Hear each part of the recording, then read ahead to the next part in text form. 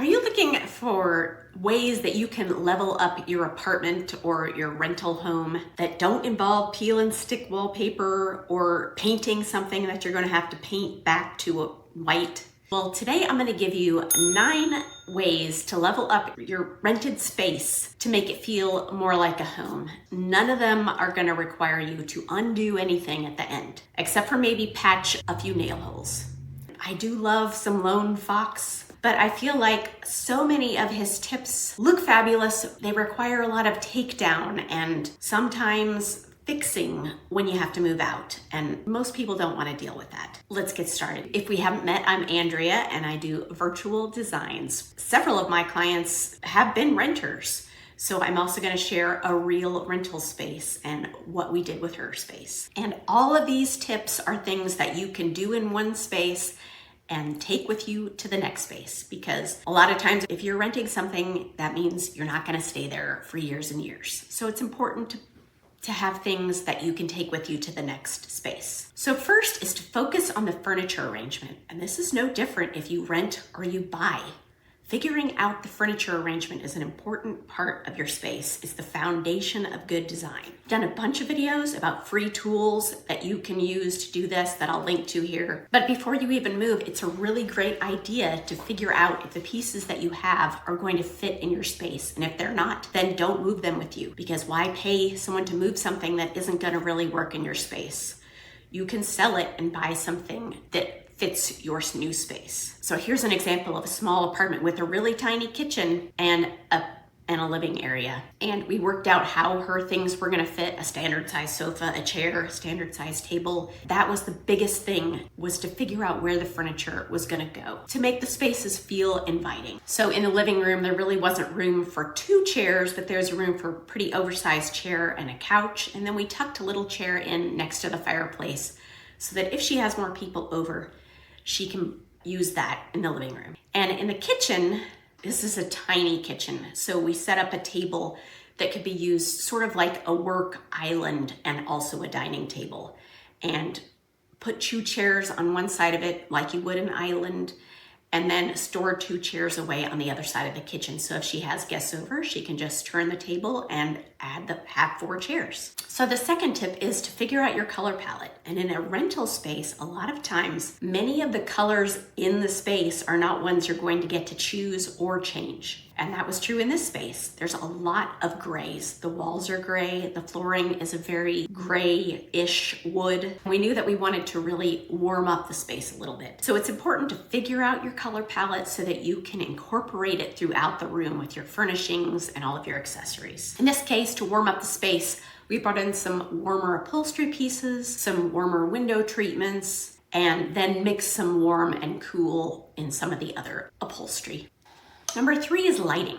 Pretend like you can't turn on the overhead light. Is your space going to have enough light without the light switch you turn on? If it's not, you need to add in some more lighting. Add in floor lamps, add in table lamps, add in sconces, add in picture lights. This type of lighting really makes the space feel a lot more warm and cozy. People who hire designers to come decorate their homes for them, they get a whole separate lighting plan just for the lights that are going to go in the room, nothing to do with the furnishings. That's how important designers know that lighting is. So you want to make sure you have 3 types of light in every room, and that's called layered lighting. And if you want to learn more about this, you can check out this video. Basically, you want to make sure you have ambient light, which is the lights in the ceiling, task lights, and accent lights. And that doesn't mean you have to get a bunch of light fixtures installed, because that's expensive.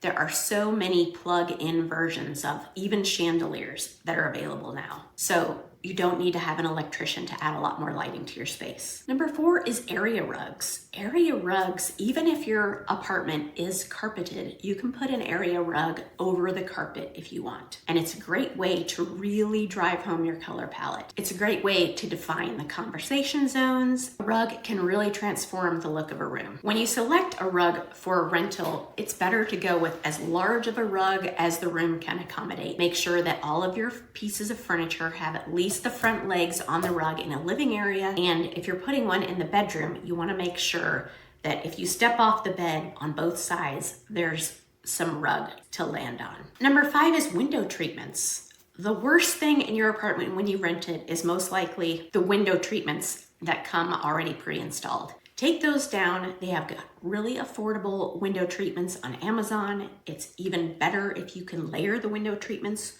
with curtains and shades, but try not to rely on the mini blinds or the drapes that come in your apartment if you want to take it to the next level. And you can usually drill in curtain rods, and it's quick and easy to just fill those holes when you move out. If drilling isn't allowed, you can consider using tension rod mounts. Window treatments are one thing that really take your home to the next level. For standard windows, you can get off-the-shelf 84 or 96-inch window treatments that you can take down and take with you to the next place. Number 6 is bare walls. Get something hanging up on your walls. It can be artwork, it can be baskets, clocks, mirrors.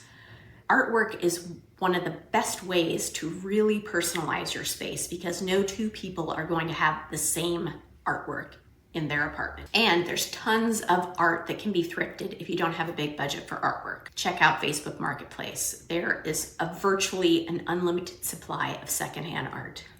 Number 7 is textiles. Try to layer in some textiles in your rooms. In a living area, that's pillows, throw blankets, the curtains, which we already talked about.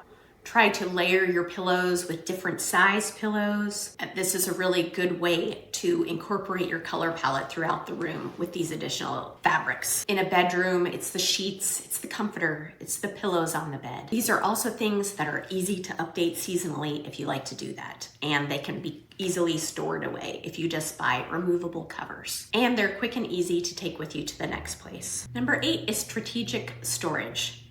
Apartments and rental homes are usually short on storage, so it's a great idea to invest in some pieces that are closed storage because that can help to make your space look less cluttered. One of my favorite places to get this kind of thing is IKEA because you cannot beat their prices for closed storage cabinetry. You do have to assemble it, which is why it's so inexpensive, but you can move these things around even from place to place. I've moved a lot of pieces that are IKEA from one home or office to the next. I'm talking about bookcases, credenzas, decorative boxes, basket. These kind of things can help you corral items so that your space looks less cluttered. And number 9 is accessories. These are another one of the things that can really make your home look completely different. It's a great way to display things that you collect or things that you've gathered when you travel. Sometimes less is more, but adding a few accessories to your space can really make it feel pulled together. Try grouping accessories in odd numbers. It's called the rule of 3s. Try to vary the height and the texture of your accessories, and definitely be sure you have a plant. Even if you have a black thumb, they make some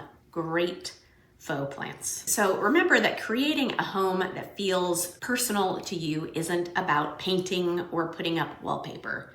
You can achieve a designed look without doing these things, even if your walls are completely neutral and so is your flooring. You don't have to be a DIY expert to get a personalized space. It's about finding pieces that you love that can move with you from one place to the next. By focusing on these 9 elements, you'll be able to improve them over time as you move from one space to the next. If you'd like help creating a customized design plan for your rental space, check out the link below.